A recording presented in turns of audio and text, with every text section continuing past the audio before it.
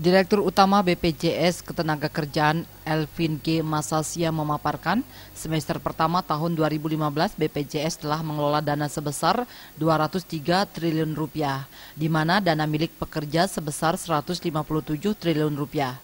Dana tersebut telah mencapai 54% dari target setahun dan 108% dari target semesteran. Dana tersebut telah diinvestasikan paling banyak dalam bentuk obligasi pemerintah, saham, dan reksadana, di mana hasil dari investasi mencapai 10,8 triliun rupiah.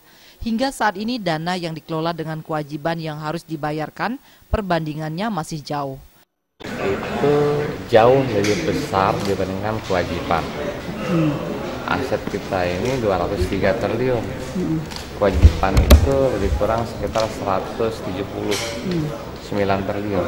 Jadi masih besar selisihnya. Dan relatif tidak ada isu dengan klaim dari para pekerja itu.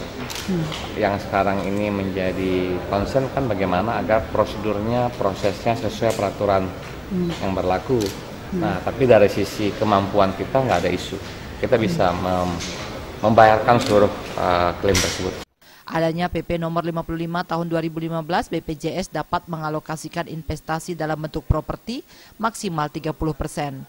Sehingga BPJS bisa mengembangkan perumahan untuk pekerja, di mana pada tahun 2015-2016 akan dibangun 80.000 rumah.